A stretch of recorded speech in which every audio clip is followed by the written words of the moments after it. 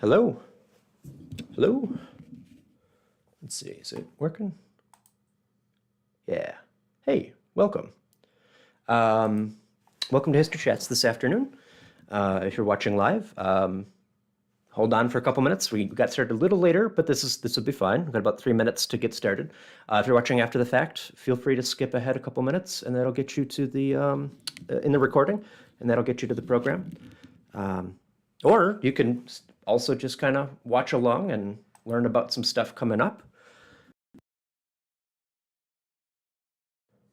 So yeah, stuff coming up. So today before we get into the program here about Prohibition in Marathon County and some other interesting aspects of that, um, this Saturday, so just coming up in 2 days, is our next History Speaks event.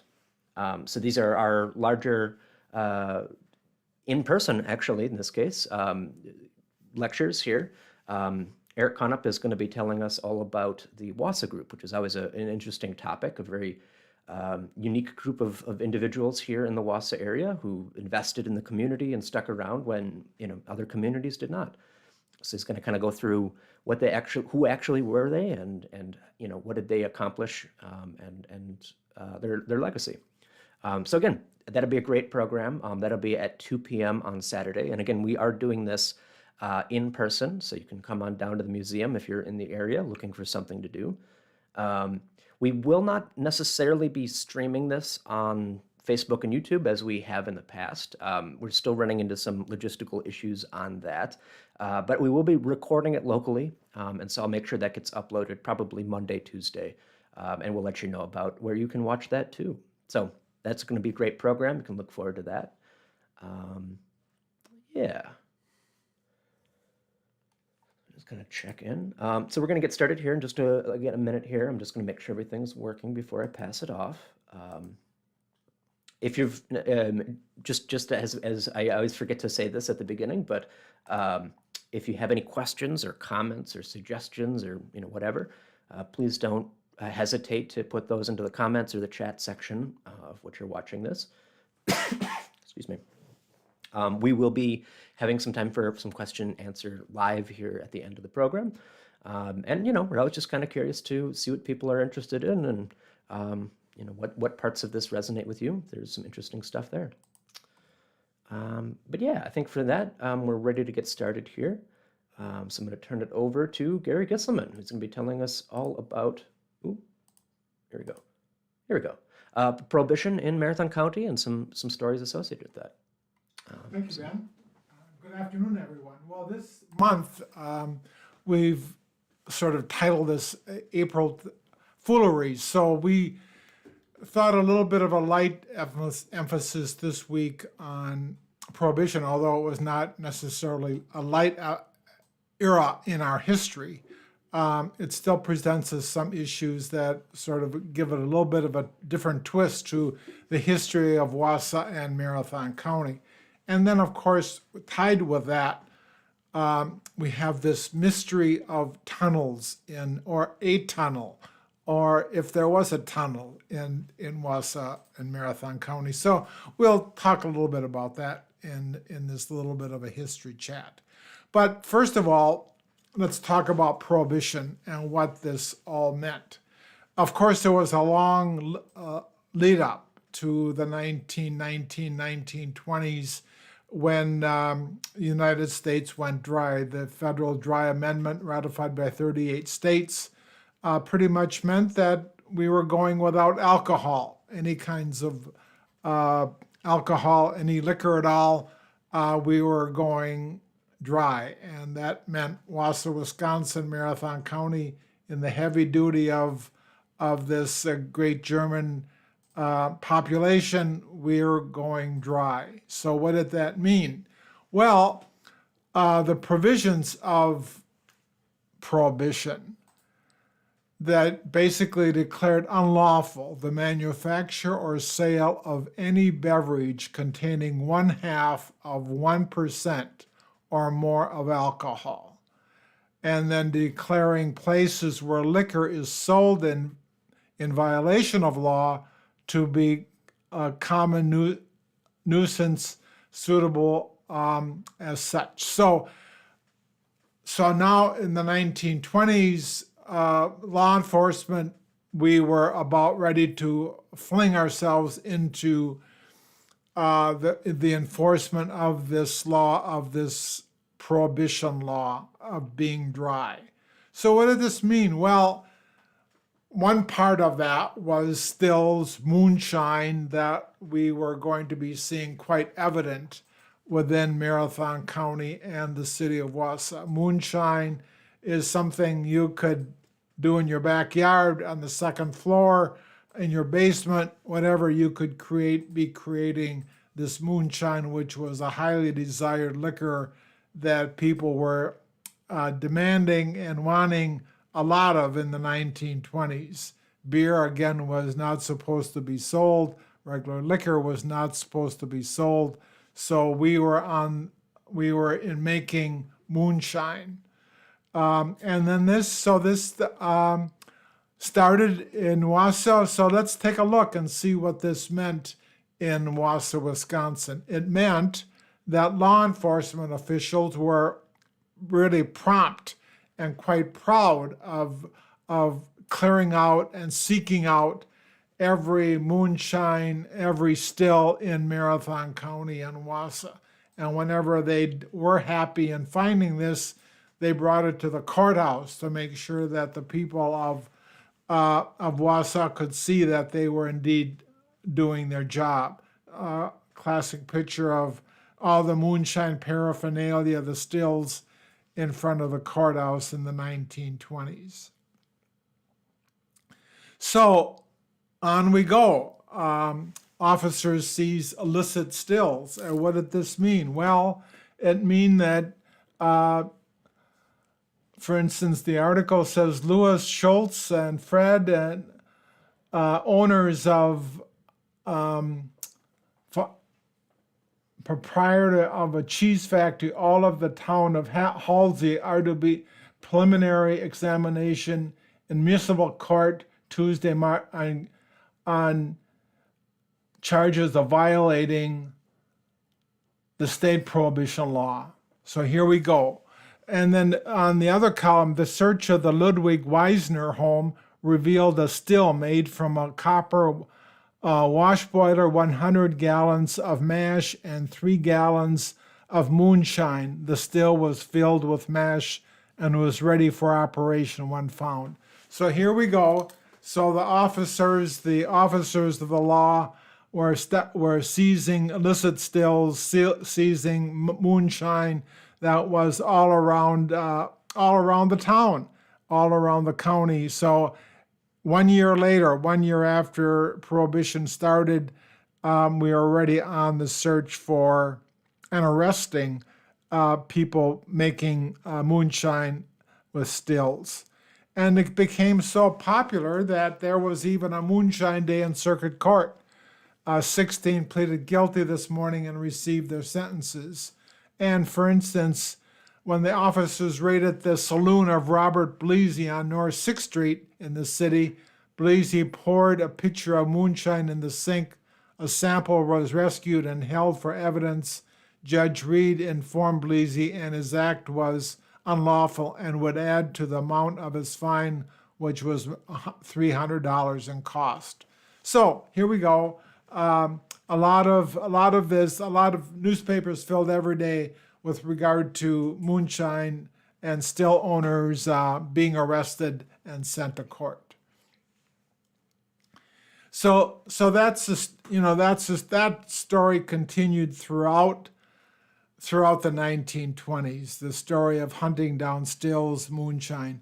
There are other stories, of course, involved with the 1920s and Prohibition. Another smaller story was George Lippert, who was the district attorney in Marathon County.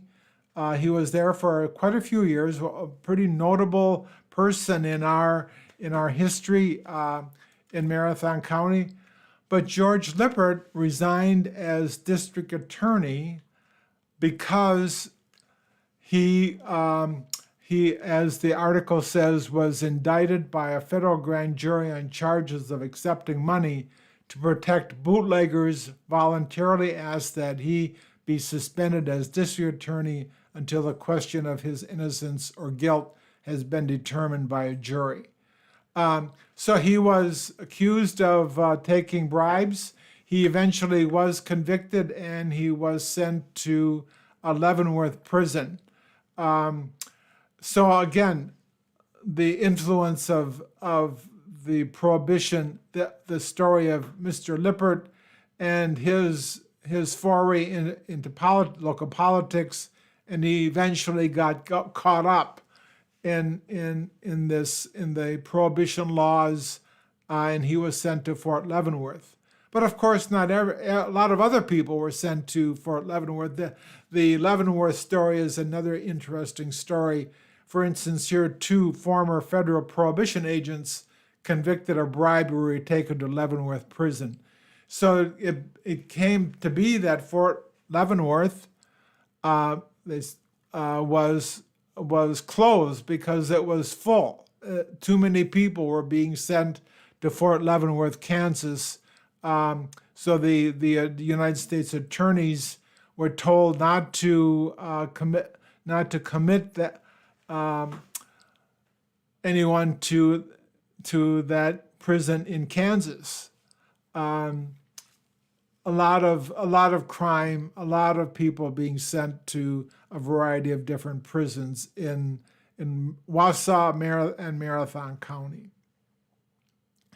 And one of the more intriguing stories throughout all of this was the stories of noted criminals coming. This is a report back in Babyface Nelson in the 30s, but the Dillinger story, the John Dillinger story. This is another report of a noted person coming through Wausau. This was, of course, after Prohibition.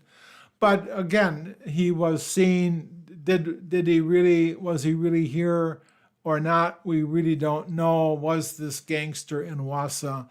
Yes, we have reports that this person was here, but we really don't know. So, which leads me to say that there was just a lot of mystery with regard to crime in the city, people coming into the city.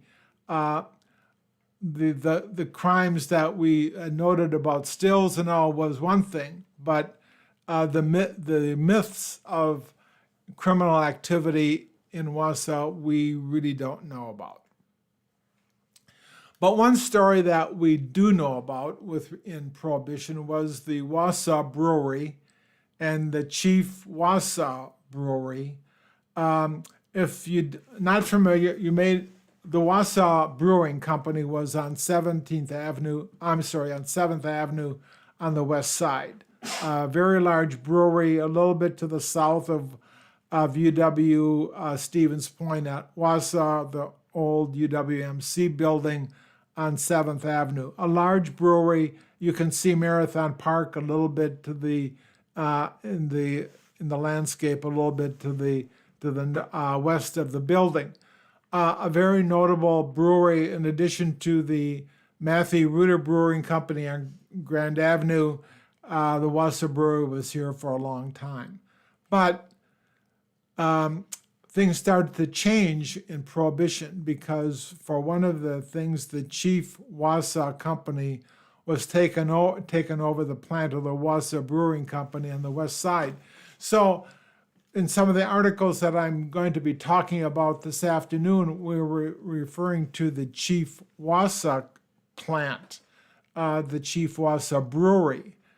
So they changed their name in the early parts of the 1920s, because then things started to happen with that brewery. And this is where, like in 1926, officer seized and emptied many barrels of liquor, took samples, and claimed it contained more than illegal amounts of alcohol, all at the Chief Wausau Brewery or the Wausau Brewing Company, all on 7th Avenue. So, and they continued with this story. This was in 1926. The source of Chicago's beer supply has been located, but it took Mr. Volstead, acting in the role of Prohibition investigator, the father of the dry law, uncovered evidence that beer was being shipped to Chicago from a brewery in Wausau, Wisconsin. The brewery's license will be revoked, Volstead said. So what was this all about? So in a similar story, federal authorities emptied 6,000 gallons of beer at the Chief Wausau Company Brewery in Wausau Friday, and said that beer contained more alcohol than allows under Prohibition laws. So that brewery in the middle of the 1920s was still brewing beer, and it was most likely, according to some parts, being shipped to Chicago. In fact, the official was arrested this morning by officers of the Federal Prohibition Enforcement Service on the charge of having shipped that containment of beer from Kelly, a railroad station near Wausau on the east side of Wausau, to Chicago. So this brewery was sending beer, illegal beer, to Chicago. There's a larger story there, perhaps. We're not quite sure of that. That may take a larger story to investigate exactly how it was ending up in Chicago and what the role of the brewery here in Wausau was. But we know that according to newspaper articles, Wausau beer ended up in Chicago. Again, federal hearing on charges against Wausau Brewery. Again, the story of this brewery throughout the 1920s is quite complicated and more than I really wanted to share this today, but it shows that the Wausau Brewery was heavily involved in the making of beer and shipping it to other places.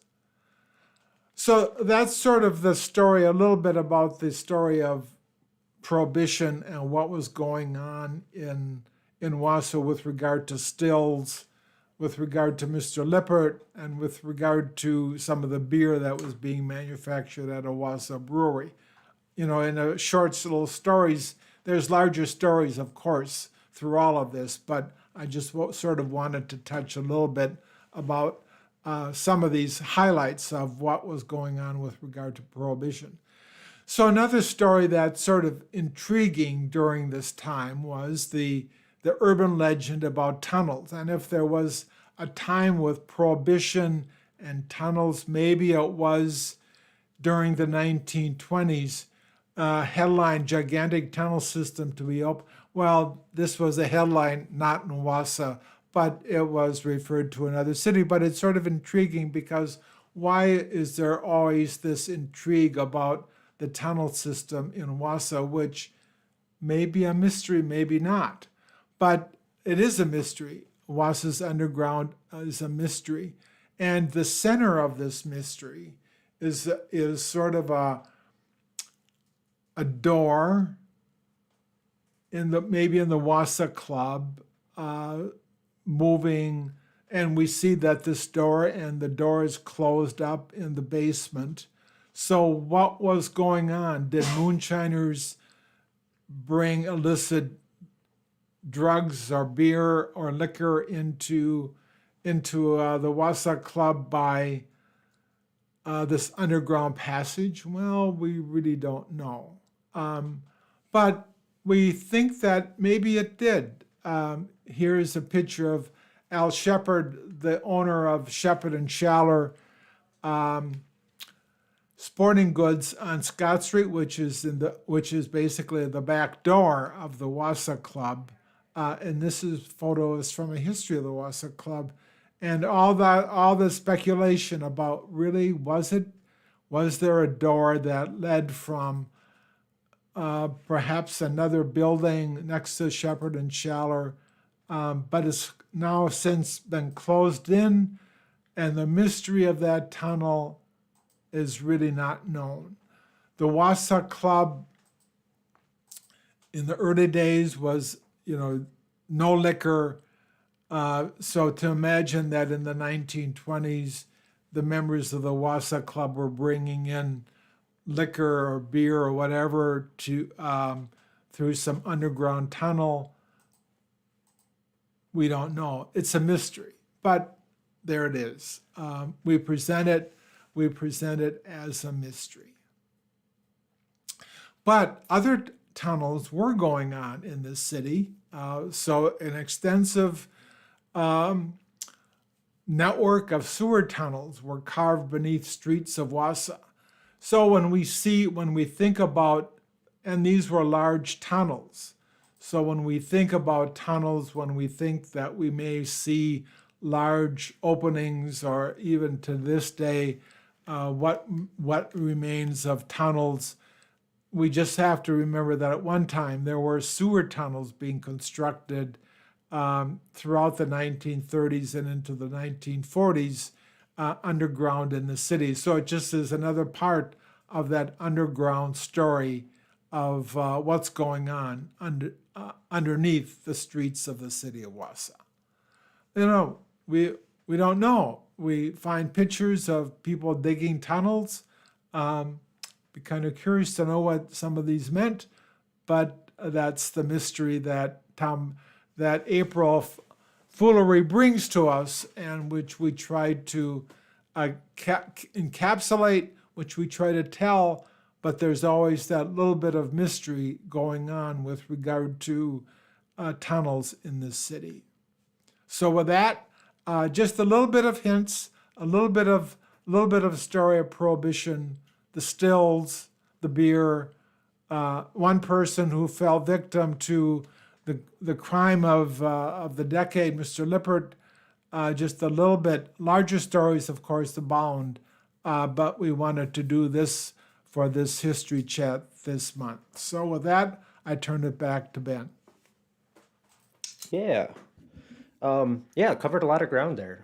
We were talking before we went live about maybe this is a full, there's a lot of meat here that we could have, we didn't exactly pick clean. That's a weird analogy to use. There's more stuff here that we could have gone into, but did a good job of hitting a bunch of the interesting things there. It's interesting. I guess I'll also just mention this before I jump into that. If you have questions, this is your chance to throw one in here. So feel free to do that if you're watching live. Okay. Well, but while we're doing that, turns out there's one more week here of April. So we have one more April Foolish Month story, and so we're going to be looking at some interesting stories of the true myths of the pinery, the fearsome critters. There's a lot of these sort of strange stories that lumberjacks would tell each other, way up in the lumber camps at night. Maybe seriously, maybe to kind of haze the new, the greenhorns coming in, the new people. But we're gonna go through a couple of those. So that'll be next week. We're just I think I'm gonna put them up on a wheel. We have like 13, 14 of them, and we'll just spin it, see which one comes up, talk about it until we run out of time or we run out of options. So that'll be a fun one. Lots of very interesting stories from that era to go through. Yeah. But I'll go back here just to check. So Scott asked, whatever happened to Mr. Lippert? He never really, he got out of prison, right? And then he got out of prison. I'm not sure that, I don't believe he did come back to Wausau or Marathon County. I think when he got out of prison, he did not return. Yeah. Certainly didn't go back into politics. He did not go into politics. His career was kind of and the whole story, he claimed, he claimed that he was framed, the whole jury trial that went on, it's a much larger story. Yeah. But he was convicted and he was sent to Leavenworth, but he did not return to Wausau.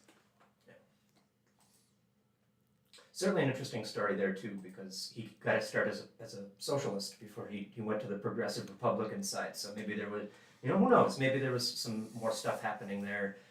We won't delve into that today. But yeah, cool. Oh, put this back on. Yeah, so I think that looks like the question that we received, and we will I think leave it there. So again, next week we're going to be talking about some critters of the fearsome critters of the pinery. So come on back for that, and also just remind you if you came in late, this Saturday we have our next History Speaks event, and that'll actually be a live program here at the Woodson History Center.